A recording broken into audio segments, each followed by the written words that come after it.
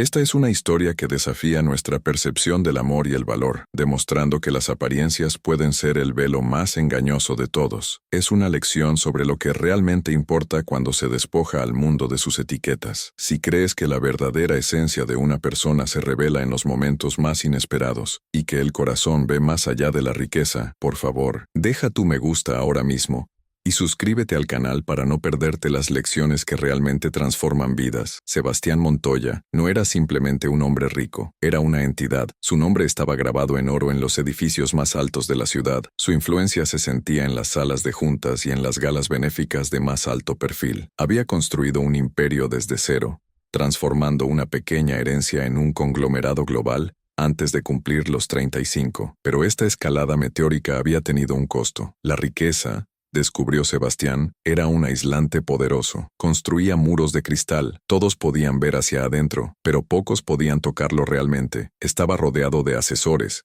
admiradores y empleados, pero se sentía profundamente solo en la cima de su montaña de logros. Su mundo era un eco de sí, señor Montoya, una sinfonía de acuerdos y sonrisas calculadas. Anhelaba la autenticidad, un rincón del mundo que no estuviera pulido por el brillo de su fortuna, y creyó haberla encontrado en Isabela Valderrama. Isabela era, en todos los sentidos, la perfección encarnada, hija de una familia de antiguo prestigio que había perdido su fortuna, pero conservaba su nombre. Poseía una elegancia y un aplomo que parecían de otra época. Se movía por el mundo de Sebastián como si hubiera nacido para ello, organizando cenas, manejando las complejidades sociales de su círculo y presentándose siempre con una sonrisa serena y un apoyo inquebrantable. Estaban comprometidos, y la boda estaba destinada a ser el evento social de la década. Sebastián la amaba, o al menos, amaba la idea de ella, amaba la paz que su presencia parecía traer, el orden que imponía a su caótica vida. Sin embargo, en los rincones silenciosos de su mente, en esas horas de la madrugada cuando el peso de su imperio descansaba pesadamente sobre sus hombros, una pequeña semilla de duda había comenzado a germinar. No era algo que pudiera señalar, no era una palabra cruel o un acto evidente, era,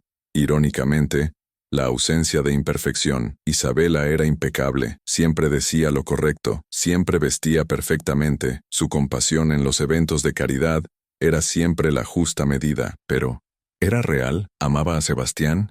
¿El hombre que luchaba con sus propias inseguridades? ¿El hombre que recordaba haber comido pan duro en sus días de estudiante? ¿O amaba a Sebastián Montoya, el proveedor de diamantes, el dueño del ático con vistas al horizonte, el nombre que le devolvía el prestigio que su familia había perdido? La duda era un veneno lento. Comenzó a observar las pequeñas cosas. Notó cómo los ojos de Isabela brillaban más intensamente cuando él le regalaba una joya nueva, un brillo que no siempre estaba presente cuando él le contaba una preocupación personal sobre su empresa. Vio cómo, en una gala, ella hablaba apasionadamente sobre ayudar a los desfavorecidos, pero momentos después, apenas miró a un camarero que accidentalmente derramó una gota de vino cerca de ella, tratándolo con una frialdad eficiente que helaba la sangre. Sebastián se sentía culpable por estos pensamientos. Isabela era buena, era amable, no era él el defectuoso, el que buscaba problemas donde solo había amor, pero no podía evitarlo. Él, que había construido su fortuna leyendo a las personas, sintiendo sus verdaderas intenciones en una negociación, sentía que había algo que no cuadraba. Su instinto, el mismo que le había hecho ganar miles de millones, le susurraba que algo estaba oculto. Un día, mientras su chofer lo llevaba por el distrito financiero, vio a un hombre, un mendigo, acurrucado en la esquina de una calle concurrida. La gente pasaba a su lado como si fuera invisible, parte del paisaje urbano, una mancha de miseria que todos habían decidido ignorar. Y entonces, una idea salvaje, aterradora y desesperada se apoderó de Sebastián. Era una locura, era teatral, era, quizás, la única manera de saber la verdad. ¿Qué pasaría si todo desapareciera? Si el imperio Montoya, los trajes a medida, los coches de lujo y las cuentas bancarias ilimitadas se borraran de la ecuación, si él no fuera el titán de la industria, sino el hombre invisible en la esquina, ¿qué vería Isabela? ¿Vería a un hombre? ¿O simplemente vería la miseria que prefería ignorar? La idea lo consumió. Pasó la siguiente semana en una especie de fiebre, delegó reuniones, canceló viajes. Sus asesores pensaron que estaba planeando una adquisición hostil. En realidad, estaba planeando la demolición temporal de su propia identidad. Se dio cuenta de que tenía que ser convincente, no podía ser un juego, tenía que sentirlo. saberlo. Necesitaba saber, con una certeza absoluta, si la mujer con la que planeaba pasar el resto de su vida estaba enamorada de él o de la fachada dorada que él proporcionaba. El plan era peligroso, no para su fortuna, sino para su corazón. Si ella fallaba la prueba, su mundo se derrumbaría. Si ella la pasaba, él se sentiría el peor de los hombres por haber dudado de ella. Pero el riesgo del engaño era peor que el riesgo de la verdad. Decidió organizar el escenario perfecto. Anunciaría un viaje de negocios repentino e ineludible a Asia. Un viaje de 2 semanas sin apenas comunicación. Esto le daría tiempo. Durante ese tiempo, Sebastián Montoya desaparecería. Y en su lugar, un hombre roto, un hombre sin nada, aparecería en el lugar exacto donde ella menos esperaría encontrarlo. La prueba no era solo para ella, era para él, era para descubrir si, en el fondo, debajo de todas las capas de éxito, todavía había un hombre digno de ser amado por sí mismo. La despedida fue una obra de arte de la normalidad estudiada. Sebastián le contó a Isabela sobre el viaje de negocios a Shanghái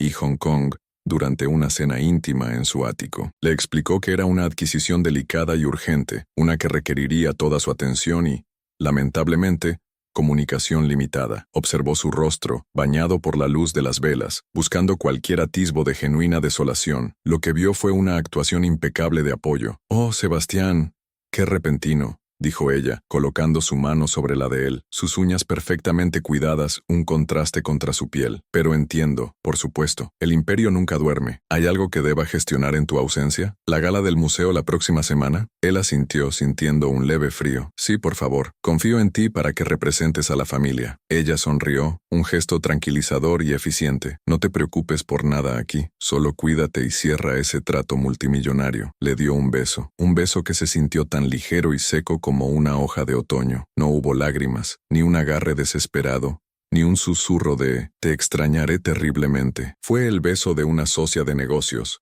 no de una amante apasionada. A la mañana siguiente, su chofer lo llevó al aeropuerto privado, pero en lugar de abordar el jet, Sebastián se despidió del conductor y una vez que el auto se perdió de vista, se dirigió a una salida de servicio. Un taxi prepagado sin marcar lo estaba esperando. Lo llevó, no a la opulencia de sus residencias conocidas, sino a un almacén que poseía bajo una compañía fantasma en el distrito industrial, un lugar olvidado de su vasto portafolio. Dentro de este espacio cavernoso y polvoriento, la transformación comenzó. No fue un simple disfraz, fue una deconstrucción. Había contratado a un artista de efectos especiales de cine, un hombre que le debía a Sebastián un favor inmenso de años atrás y que guardaría el secreto con su vida. Durante horas trabajaron. Su cabello oscuro y perfectamente cortado fue cubierto por una peluca rala, grasienta y canosa. Le aplicaron látex líquido en la cara para crear arrugas profundas, cicatrices falsas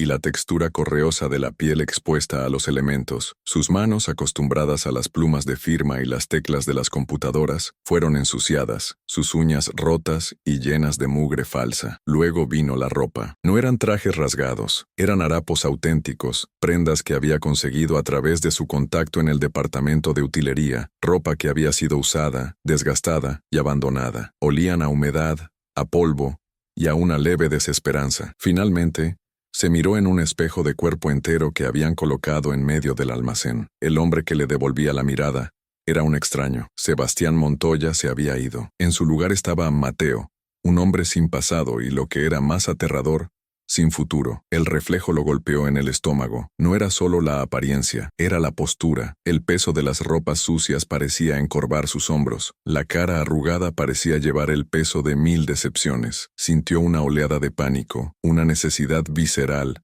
de arrancarse el látex y llamar a su sastre. Pero el rostro de Isabela, sonriendo eficientemente mientras hablaba de la gala, volvió a su mente. No, tenía que saberlo. Salió del almacén por una puerta trasera y dio sus primeros pasos en su nueva realidad. El sol de la tarde golpeaba el pavimento, y por primera vez, Sebastián sintió el calor sin el filtro del aire acondicionado de un coche de lujo. Caminó kilómetros adentrándose en la ciudad. El mundo cambió instantáneamente. Las personas que normalmente le habrían sonreído o bajado la mirada con deferencia, ahora lo rehuían. Sus ojos se desviaban, fingiendo no verlo. Una mujer que caminaba hacia él en la acera apretó su bolso con más fuerza y cruzó la calle para evitarlo. El anonimato que había anhelado Era ahora una capa de invisibilidad activa y dolorosa. Trató de poner a prueba su nuevo papel. Entró en una pequeña cafetería para comprar una botella de agua. El dueño, un hombre corpulento detrás del mostrador, ni siquiera levantó la vista del periódico. «Largo de aquí», murmuró. «No damos limosna». Sebastián se quedó helado. Él, que podía comprar el edificio entero con el cambio de su bolsillo,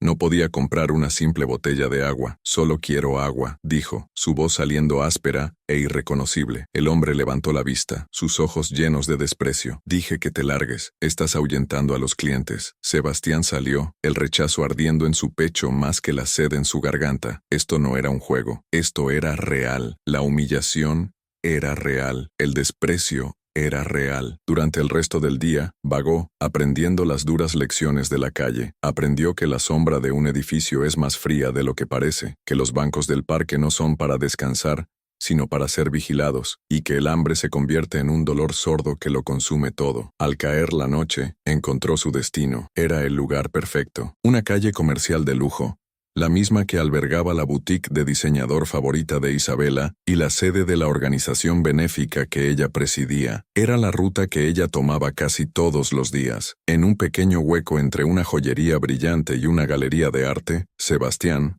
ahora Mateo, se acurrucó. Usó un trozo de cartón que encontró como colchón contra el frío mármol del edificio. El olor a perfume caro y a comida gourmet de los restaurantes cercanos se mezclaba con el hedor a basura del callejón detrás de él, y esperó. Pasó la primera noche. Fue la noche más larga de su vida. El frío no era una sensación, era un dolor. Cada sirena era una amenaza, cada paso cercano una fuente de ansiedad. A la mañana siguiente, su cuerpo gritaba en protesta, pero su resolución era de hierro. Alrededor de las 10 de la mañana, la vio. El Bentley negro brillante se deslizó hasta la acera. El chofer salió y abrió la puerta. Isabela emergió impecable como siempre, con un vestido de seda color crema y gafas de sol que ocultaban sus ojos. Caminaba con la gracia de una reina, dirigiéndose directamente a la entrada de la boutique. Sebastián estaba a solo 10 metros de distancia. Su corazón latía con fuerza contra sus costillas. Un tambor de pánico y anticipación. Ella ni siquiera miró en su dirección. Él era parte del escenario, tan invisible como el hidrante de incendios o la grieta en la acera. La prueba, la verdadera prueba, había comenzado. Los siguientes días se fusionaron en una pesadilla monótona de frío, hambre y una humillación tan profunda que reconfiguró su alma. Sebastián, el hombre que comandaba salas de juntas con una sola mirada, ahora era Mateo, el hombre que ni siquiera podía ganarse una mirada. Aprendió que el hambre no es un apetito, es un dolor sordo, un vacío que roe desde adentro, nublando el pensamiento y reduciendo el mundo a una búsqueda desesperada de la próxima migaja. Aprendió que el frío se filtra en los huesos y se queda allí, una compañía helada e implacable. Pero la peor lección fue la invisibilidad. Vio a cientos de personas pasar, ejecutivos apresurados, turistas con cámaras, madres empujando cochecitos. Todos compartían la misma técnica, el desvío de la mirada, un ajuste rápido de la visión para borrar su presencia del mundo. Se convirtió en un experto en la geografía del desprecio, y la observó a ella. Oh, sí, la observó. Isabela pasó por esa calle 4 veces en los primeros 3 días. Cada vez, su corazón se disparaba con una mezcla tóxica de esperanza y pavor. El primer día, iba con 2 amigas,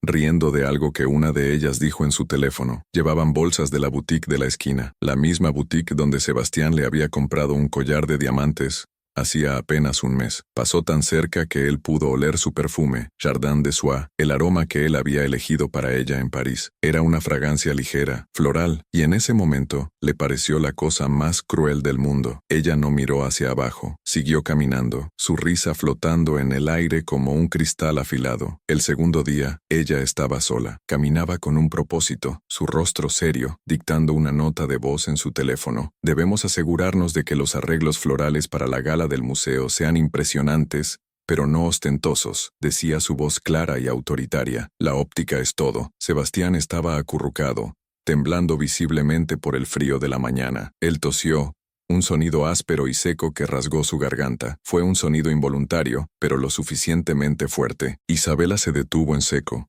a solo 3 metros de distancia. Su cabeza se giró. Por un segundo de infarto, sus ojos se encontraron. No, no se encontraron. Sus ojos se posaron sobre él, pero no en él. Vio una mancha, un inconveniente. Su rostro perfecto se arrugó en una mueca de disgusto, un movimiento tan sutil que cualquiera que no la hubiera estudiado durante 2 años lo habría pasado por alto. Desvió la mirada, guardó el teléfono en su bolso y aceleró el paso, sus tacones resonando con indignación en la acera. Sebastián sintió como si le hubieran dado una bofetada. El disgusto no era por un mendigo, era por él. En ese momento, la línea entre Mateo y Sebastián se desdibujó. Fue él, su prometido, el hombre que supuestamente amaba, a quien ella acababa de mirar con repugnancia. La desesperación comenzó a arañarlo. ¿Qué estaba haciendo? Esto era una autoflagelación, pero la semilla de la duda era ahora un árbol monstruoso. Tenía que saber, tenía que ver hasta dónde llegaba la podredumbre, si es que la había. Esa tarde,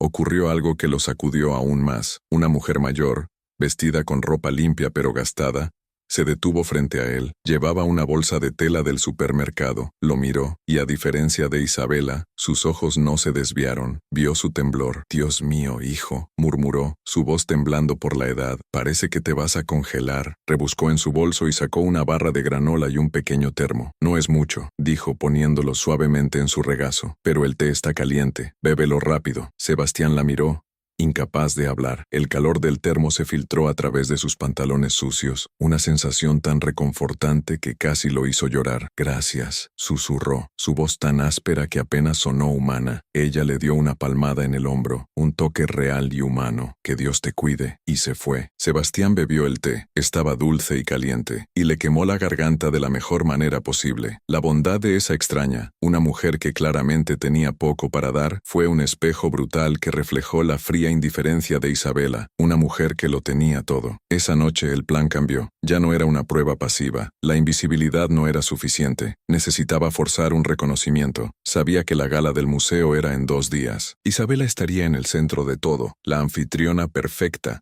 hablando de compasión y de dar a los menos afortunados mientras usaba un vestido de $20,000. El contraste era enfermizo. Decidió que no esperaría a que ella pasara. Él se pondría en su camino. No de forma agresiva, no como Sebastián, sino como Mateo. Extendería su mano sucia, y con cicatrices falsas, y pediría, no dinero, pediría comida, pediría algo humano. Sería la última prueba, no un vistazo de disgusto, sino una interacción forzada. ¿Qué haría ella cuando la miseria tuviera un rostro y una voz, y estuviera bloqueando su camino hacia la boutique de lujo? Se acurrucó contra el mármol frío, el sabor del té de la anciana aún en sus labios y el hielo formándose en su corazón. La gala sería el escenario final, y él, el arquitecto de su propia vida, ahora era un fantasma esperando su sentencia. El frío de la noche no era nada comparado con el terror helado que sentía al pensar en lo que descubriría. El cuarto día amaneció con un cielo gris y plomizo, un reflejo perfecto del estado del alma de Sebastián. Apenas había dormido.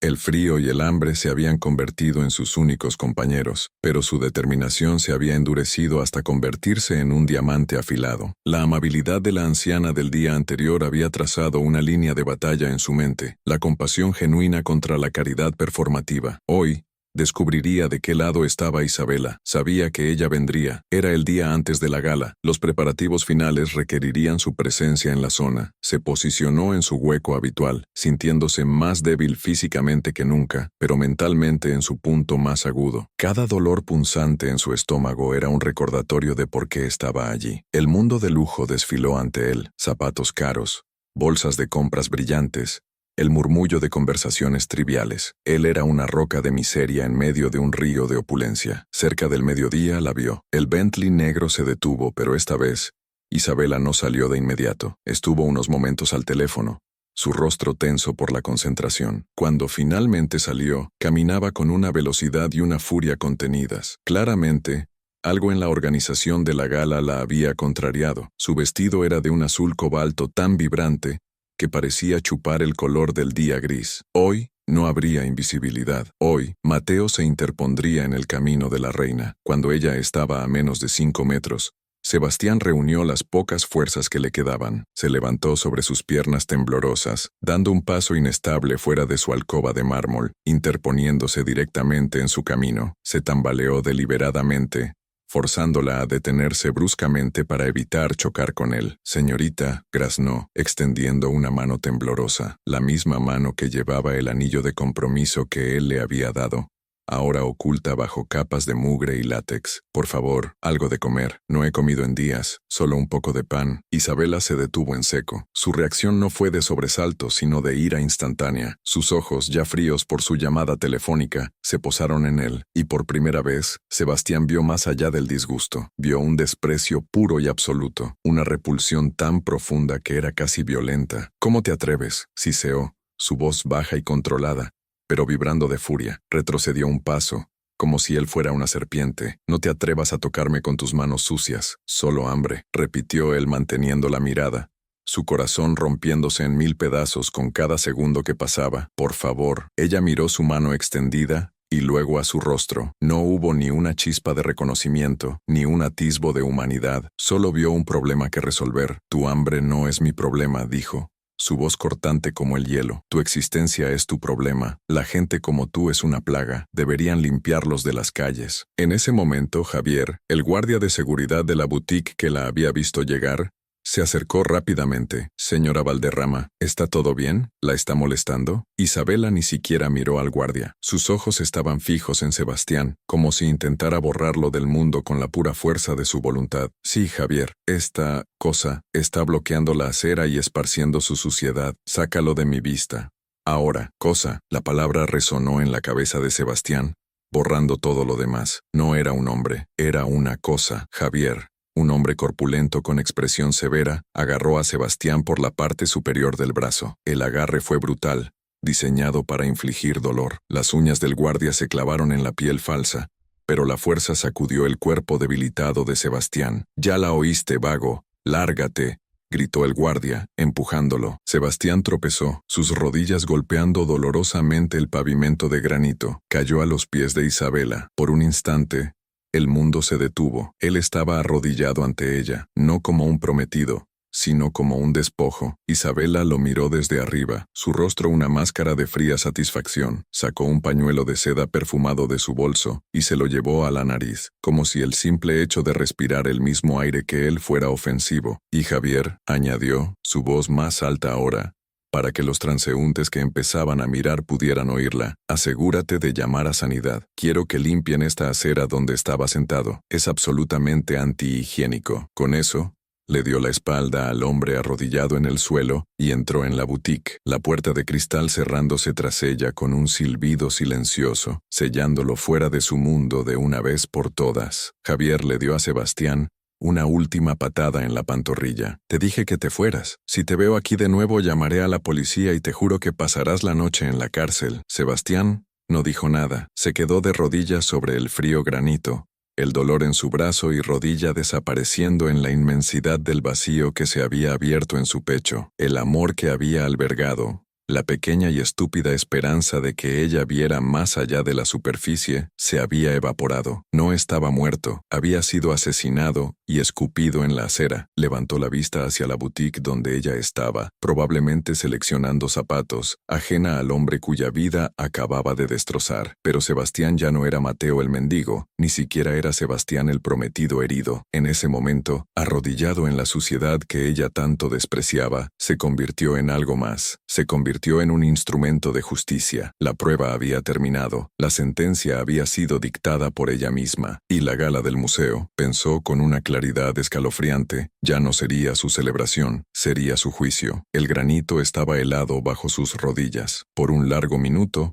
Sebastián no se movió. El eco de la patada del guardia en su pantorrilla era un dolor sordo, pero palidecía en comparación con el cataclismo que había ocurrido en su pecho. El mundo se había vuelto silencioso y gris. El zumbido del tráfico, las voces de los compradores, todo se desvaneció, ahogado por una sola palabra que resonaba en su cráneo como la campana de una iglesia fúnebre. Cosa. Ella lo había llamado cosa, no un hombre, no un vagabundo, no un problema, un objeto inanimado que ensuciaba su vista, la mujer que había besado, la mujer cuyo nombre estaba en la mitad de sus activos fiduciarios, lo había mirado en su punto más bajo y había ordenado que lo limpiaran como si fuera basura. Lentamente, con la rigidez de un hombre 100 años mayor, se puso en pie. Cada hueso de su cuerpo protestaba por el frío y la caída, pero fue el orgullo, un orgullo nuevo y terrible, lo que lo enderezó. Ya no era Mateo el mendigo tembloroso, ni Sebastián el multimillonario herido. Era una tercera entidad, un hombre vaciado de toda ilusión, un fantasma con un propósito. Ignoró las miradas curiosas de los pocos que se habían detenido a observar el drama. Se dio la vuelta y comenzó a caminar. No huyó, se alejó con la dignidad rota de un soldado que abandona un campo de batalla perdido. Su largo viaje de regreso al almacén industrial fue una marcha fúnebre por el amor que había muerto. Cada paso era un clavo en el ataúd de su vida anterior. Vio el mundo con una claridad que quemaba. Vio la superficialidad en cada escaparate brillante, la crueldad casual en la forma en que la gente se apartaba de su camino. La ciudad que había construido, la ciudad que lo adoraba, era un fraude. Cuando finalmente llegó al almacén polvoriento, el sol comenzaba a ponerse, tiñendo el cielo de un rojo enfermizo. Cerró la pesada puerta de metal, y la oscuridad lo envolvió.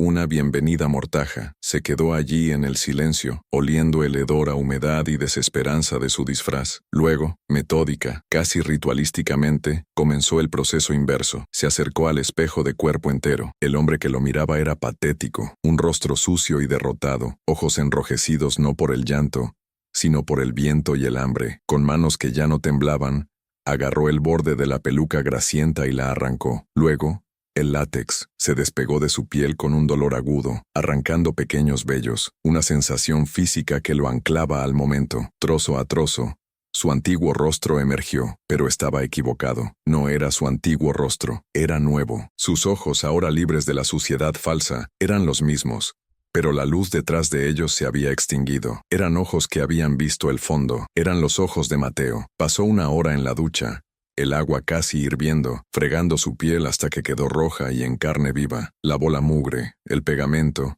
el olor de la calle y el toque del guardia. Pero no importaba cuán fuerte se fregara, no podía lavar el recuerdo de la voz de Isabela diciendo antihigiénico. Se afeitó, el movimiento de la navaja preciso y firme. Se vistió, no con los trajes de su imperio, sino con ropa sencilla y oscura que había guardado allí, y entonces se sentó en la oscuridad del almacén y esperó a que pasara la noche. No hubo lágrimas. El dolor era demasiado profundo para lágrimas. Era una fractura geológica, un desplazamiento de su fundamento mismo. El amor se había transformado en algo frío, duro y perfectamente claro, la justicia. Isabela creía que él estaba al otro lado del mundo. Creía que estaba ocupado cerrando un trato multimillonario. Ella no sabía que el trato más importante de su vida se había cerrado esa tarde en una acera de granito. Al día siguiente, el día de la gala, Sebastián Montoya regresó al mundo. Salió del almacén y un coche diferente, uno que ella no conocía, lo recogió. Pasó el día, no en el dolor, sino en la acción. Hizo llamadas. Habló con su equipo legal, no para atacar sino para preparar transferencias. Habló con los organizadores de la gala, a quienes había donado una suma de 7 cifras. Confirmó su asistencia, una sorpresa para su encantadora prometida. Explicó que acababa de aterrizar de su viaje y que quería que su llegada fuera especial. Hizo una solicitud muy específica para el momento del discurso principal de Isabela. Por la noche, se vistió para la guerra. Se puso su smoking más caro, un reloj que valía más que el Bentley de ella, y gemelos de obsidiana. Se miró al espejo por última vez en su ático. El hombre que le devolvía la mirada era impecable. Era el titán de la industria. Pero sus ojos eran los de un mendigo al que le habían negado un trozo de pan. Estaba perfectamente tranquilo. La rabia se había enfriado y convertido en un diamante. Isabela quería óptica. Él le daría la óptica más clara de su vida. El gran salón del Museo de Arte Contemporáneo era un mar de diamantes y seda negra. Cientos de las personas más ricas e influyentes de la ciudad se habían reunido, con copas de champán en la mano, para celebrar la filantropía. En el centro de todo, en un escenario iluminado bajo un cartel que alababa la dignidad humana, estaba Isabela Valderrama. Estaba radiante, con un vestido de esmeralda que complementaba sus ojos, y su voz resonaba con una pasión ensayada y conmovedora. Porque la verdadera medida de nuestra sociedad,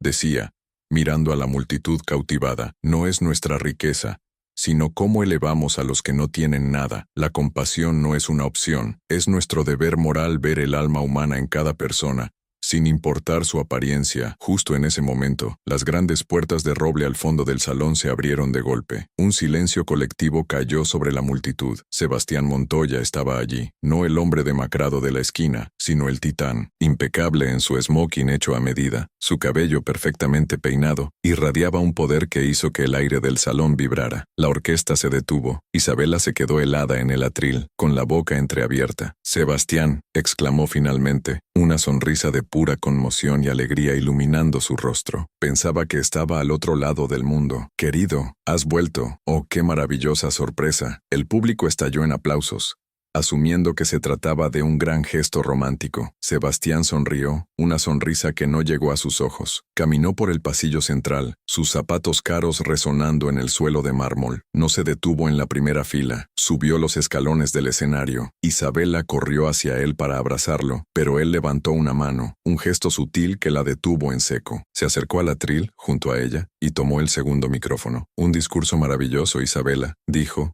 su voz tranquila y clara, amplificada por todo el salón. Conmovedor, ver el alma humana en cada persona. Palabras hermosas. Isabela lo miraba, su sonrisa ahora tensa, la confusión nublando sus ojos. «Sebastián, ¿qué estás haciendo?» «Continuando con tu discurso sobre la compasión», respondió él. Se giró ligeramente para mirar a la multitud, y luego de nuevo a ella. «De hecho, me recuerda a una experiencia que tuve ayer. Verás, mi viaje se acortó». El rostro de Isabela palideció. Estaba en la calle de Oro. Conocí a un hombre, un mendigo, sucio, hambriento, temblando. Solo pedía un poco de pan. Un murmullo recorrió la sala. Isabela agarró su brazo. «Sebastián, por favor, este no es el momento». «Oh, creo que es el momento perfecto», dijo él apartando suavemente la mano de ella. «Porque tú también lo viste, ¿no es así?» «Isabela, te detuviste, lo miraste, y cuando ese hombre te suplicó comida tú», hizo una pausa dejando que el silencio se prolongara. «Tú lo llamaste cosa». El silencio en el salón era ahora tan absoluto que se podía oír el zumbido de las luces. «Es mentira», siseó Isabela,